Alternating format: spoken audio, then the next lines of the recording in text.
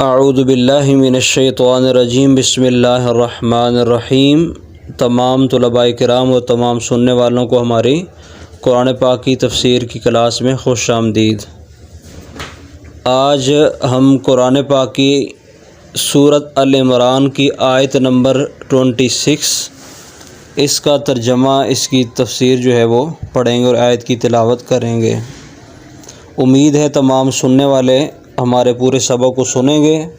اور خود سن کر اپنے ایمان کو بھی بڑھائیں گے اور آگے اپنے دوست احباب سے بھی اس ویڈیو کو شیئر کریں گے۔ سب سے پہلے قرآن پاک کی آیت کی تلاوت کرتے ہیں۔ اللہ تبارک و تعالی جل شانہ ارشاد فرماتے ہیں، آیت نمبر 26 ہے اور سورۃ آل عمران ہے۔ بڑی مشہور ترین آیت ہے جو اکثر لوگ ہم سنتے رہتے ہیں۔ قل اللہم مالک الملک تؤتی الملک من تشاء وتنزع الملک ممن تشاء وتعز من تشاء وتذل من تشاء بیدک الخیر انک علی کل شیء قدیر صدق اللہ العظیم۔ اس کا ترجمہ فرمائیں،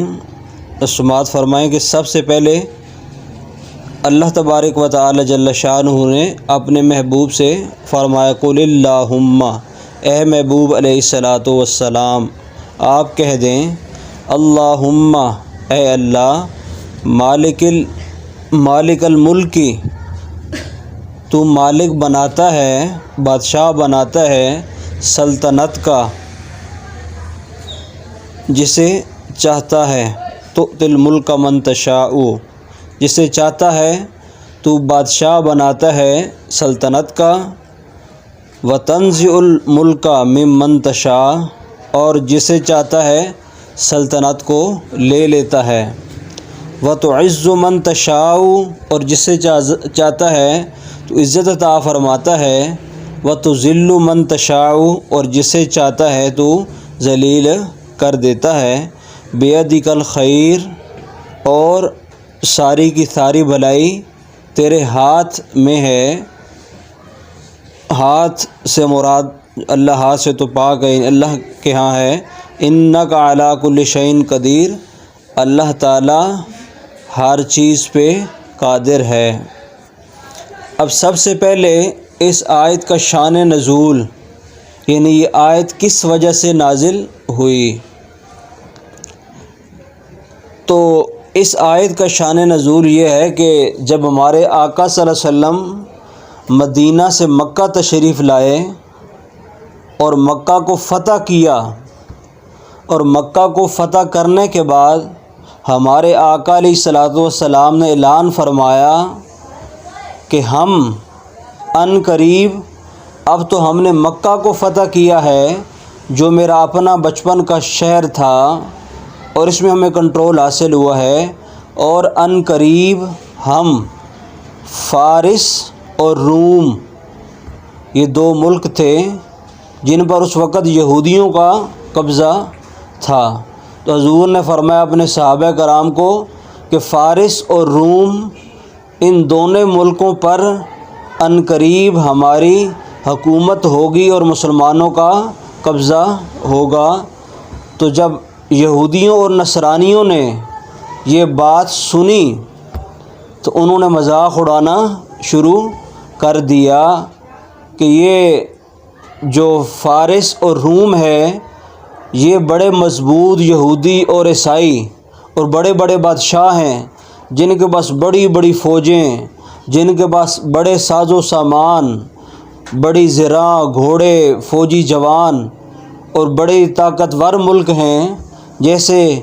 اب کوئی کہے کہ پاکستان امریکہ سے جنگ کرے گا اور اس کو فتح کر لے گا، تو لوگ کہیں گے پاکستان کے پاس تو اپنا ملک چلانے کے لیے پیسے نہیں ہیں، تو یہ امریکہ سے کیسے جنگ کرے گا، کیسے لڑے گا اور ان کے ملک پہ کیسے قبضہ کر لے گا۔ سمجھانے کے لیے مثال دے رہا ہوں۔ تو اسی طرح اس زمانے میں مسلمانوں کے پاس طاقت کم تھی، مال و دولت نہیں تھا، لڑائی کے لیے جو ساز و سامان چاہیے ہوتا ہے وہ بھی نہیں تھا۔ تو جب حضور نے یہ اعلان فرمایا کہ ہم نے اب مکہ فتح کیا ہے اور ان قریب ہم فارس اور روم ان دونوں کو ہم جو ہے بڑے ملک تھے یہودیوں کے، ان کو بھی فتح کر لیں گے۔ تو یہود و نصارہ نے مذاق اڑانا شروع کر دیا۔ جب مذاق اڑایا تو پھر اللہ کا قرآن بولا، اور اللہ تبارک و تعالی جل شانہ نے فرمایا قل اللہم، اے محبوب علیہ الصلوۃ والسلام اللہ سے دعا کیجئے۔ یہ کلام تو اللہ کا ہے، لیکن حضور کو کہا گیا ہے کہ حضور آپ اس طرح کہیے کہ مالک الملکی، مالک تؤتی الملک من تشاء، یعنی اللہ جسے چاہتا ہے وہ حکومت عطا فرما دیتا ہے، وتنزع الملک ممن تشاء، اور جس سے چاہتا ہے حکومت واپس لے لیتا ہے۔ یعنی جو لوگ یہ سوچ رہے ہیں کہ یہود و نصارہ اتنے مضبوط ہیں کہ ان کے پاس حکومت ہے اور وہ کبھی نہیں جائے گی، تو اللہ نے فرمایا کہ جس سے ہم چاہیں حکومت دیں اور پھر جس سے چاہیں ہم واپس لے لیں۔ اگر ان کے پاس حکومت تھی، اب زمانہ آ گیا حق اور سچ کا، اور پھر ایک وقت آیا کہ مسلمانوں کی جو ہے دور دور تک جو ہے وہ حکومت رہی، اور یہ سارے علاقے آج بھی مسلمانوں کے کنٹرول میں ہیں۔ اور یہ پھر حضور صلوات والسلام کے صحابہ کرام نے جب جنگیں لڑیں تو یہ ان کو فتح جو ہے وہ نصیب ہوئی۔ اب جو ہوتی ہے اللہ کی طرف سے ملکیت، یہ دو قسم کی ہوتی ہے۔ ایک تو ہوتی ہے ظاہری سلطنت، جو دنیاوی معاملات ہیں اس کا مالک اللہ عارضی طور پہ کچھ لوگوں کو بناتا ہے اور پھر ان سے کچھ عرصے بعد واپس بھی لے لیتا ہے۔ اور ایک ہے آخرت کی جو مالکیت ہے، ٹھیک ہے، مالک بنانا ہے، تو وہ اللہ تبارک و تعالی جل شانہ خود اس ہر چیز کے مالک ہیں۔ جیسے کسی کو زندگی دینا، کسی کو موت دینا، جیسے حساب و کتاب اور سارے معاملات جو ہیں وہ کنٹرول اللہ تبارک و تعالی جل شانہ نے اپنے پاس رکھا ہے۔ یعنی جو دنیا کے معاملات ہیں عارضی طور پہ کچھ لوگوں کو اللہ نے مقرر کیا، جب وہ مقرر ہو جاتے ہیں، کر دیے جاتے ہیں لوگوں کی طرف سے، تو وہ عارضی مالک ہوتے ہیں۔ اور ایک آخرت میں اللہ حقیقی مالک ہے جس کے کنٹرول میں سارا کچھ ہے۔ اور آگے جو آیت کا دوسرا حصہ ہے جس کے بارے میں اکثر لوگ سنتے رہتے ہیں، اور یہ آیت پڑھ کے بندے اس کا کیا کیا تشریح کرتے رہتے ہیں اپنی طرف سے، تو آپ اس بات کو غور سے سنیں کہ وَتُعِزُّ مَن تَشَاءُ وَتُذِلُّ مَن تَشَاءُ، اور اللہ جسے چاہتا ہے وہ عزت عطا فرماتا ہے اور جسے چاہتا ہے وہ ذلت عطا فرماتا ہے۔ اب عزت اور ذلت یہ اللہ کے ہاتھ میں ہے، لیکن اللہ تبارک و تعالی جل شانہ قرآن پاک کے دوسری مقام پر فرماتے ہیں وَأَلَّيْسَ لِلْإِنسَانَ إِلَّا مَا سَعَىٰ، انسان اسی کو حاصل کرتا ہے جس کے لیے وہ کوشش کرتا ہے۔ یعنی انسان کو اللہ نے مختار بنا دیا، اور جو دنیا کی عزت اور ذلت ہے اس میں انسان کا اپنا اختیار ہوتا ہے کہ وہ اچھے اعمال کر کے چاہے تو وہ عزت کما لے، اور چاہے تو وہ برے افعال کر کے، برے اعمال کر کے معاشرے میں اپنے آپ کو جو ہے بدنام کر لے۔ یہ انسان کے اپنے تک ہوتا ہے۔ اور کچھ لوگ ایسے ہیں جیسے انبیاء و رسول، جن کو اللہ نے نبی بنا کر بھیجا اور انہیں اپنی طرف سے جو ہے عزتیں عطا فرمائی۔ کچھ ایسے لوگ ہوتے ہیں جو اللہ کی طرف سے ولی بن کر اس دنیا میں تشریف لاتے ہیں، جیسے حضور غوث اعظم عبد القادر جیلانی الحسنی والحسینی کی مثال ہے کہ آپ مادر ذات ولی تھے، آپ اپنی ماں کے بطن اطہر سے ولی پیدا ہوئے، اور وہ مشہور واقعہ آگے رمضان شریف بھی آ رہا ہے کہ جب رمضان شریف آیا اور آپ کی ماں جی نے آپ کو دودھ پلانا چاہا تو آپ نے دودھ نہ پیا، اور جب سحری کا وقت ختم ہو جاتا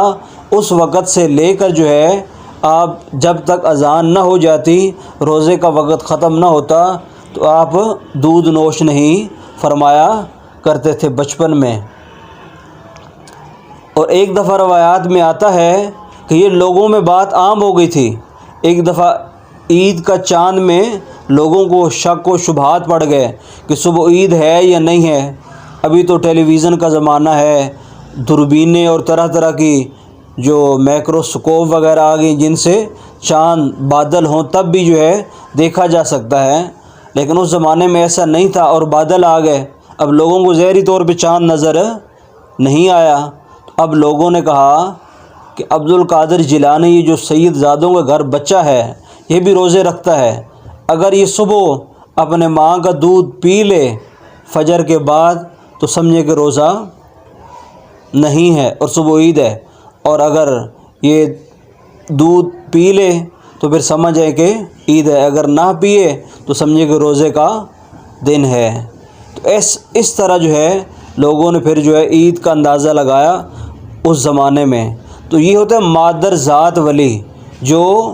اللہ کی طرف سے ولی بن کر دنیا میں تشریف لاتے ہیں، اور انبیاء کرام جو ہیں وہ دنیا میں نبی بن کے تشریف لاتے ہیں، اور پھر کچھ زمانہ گزرنے کے بعد پھر جو ہے وہ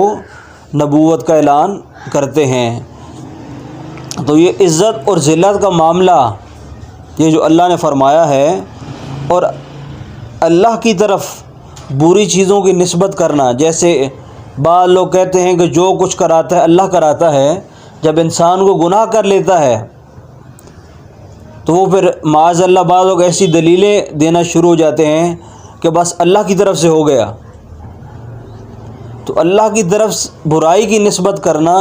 یہ شرعاً جائز نہیں ہے۔ تو اس در جو اللہ نے فرمایا جس سے ہم چاہتے ہیں عزت دیتے ہیں، جسے ذلت دیتے ہیں، اس سے مراد یہ ہے کہ جو اچھے کام کرے گا اس سے ہم عزت دیں گے، دنیا میں بھی اور آخرت میں بھی۔ دنیا میں بھی اس کا نام ہوگا اور آخرت میں جنت کے پھل اور میوے اس کی قسمت بن جائیں گے۔ اور جو دنیا میں برے کام کرتا ہے وہ دنیا میں شرابی کے نام سے، جوا باز کے نام سے، چور ڈاکو کے نام سے، لٹیرا جو ہے وہ اس نام سے، ٹھیک ہے، رازن جو ہے وہ رازن کے نام سے، یعنی مختلف جتنی بھی برائیاں ہیں